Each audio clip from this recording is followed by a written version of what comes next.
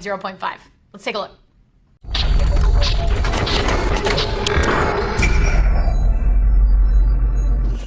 Here it is. This is the OUYA interface. We're used to this screen right here, but before, if you click on play, you get this sort of 2-row list of games, and this is what your Discover tab also looked like. You couldn't really see a lot of things at once, and it was sort of difficult to discover games and find things if you wanted to. But if we go to the Discover tab now, we have this beautiful section of games for us to choose from. So we have featured, we have VIP room only on OUYA, so we have some exclusives here. We have showcase, game dev Brian Fargo's playlist. So this is kind of cool. They're asking game devs to make and curate lists of their favorite OUYA games. Also founding fathers, so people who have been with OUYA since the beginning. Showcase, couch gaming with friends. So these are games you can play with your friends, which is kind of fun. And trending now, genres and sandbox. So you can see there's some emulators in here, which is really exciting.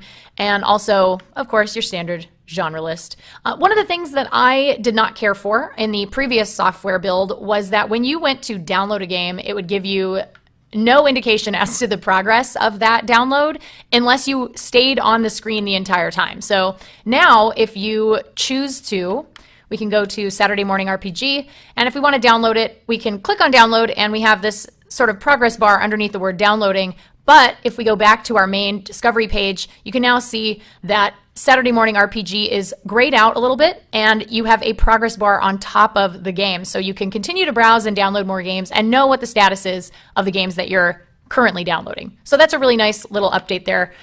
Something small, but something that I felt was sort of important. The Make tab looks pretty much the same, build, software, and news, so your basic developer options.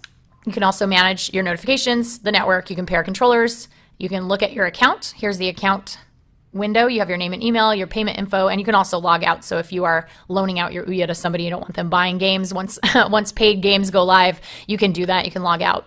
Here's the system information. So the console info, you can see we now have the software version 1.0.5, second line to the bottom there. And beyond that, we can check for system updates. We're totally updated, so it's going to tell us that.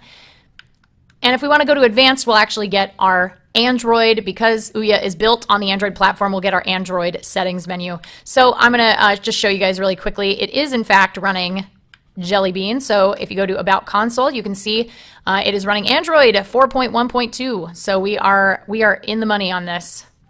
Honestly, it's a really good update in terms of game discovery, and obviously that's the number one thing you want to have on the OUYA is the ability to find great games. And there are a lot of developers that I didn't even realize made games for OUYA that I'm now able to find on the system. So always a good thing when you can find more games than you can play at any given time. I'm really excited about seeing the emulators kind of come to life and get populated, especially the NES and the Neo Geo. So that should be really cool. And here's one of the genres. So if we wanted to see arcade and pinball games, we have this lovely populated list, and much better, much better from what we had last week. And I'm much happier to show you this version of the OUYA software as opposed to last week's version, because it was a little sparse and a little bit depressing. But lots of promise here with the OUYA, and we're excited to give it a spin when it officially launches later this month.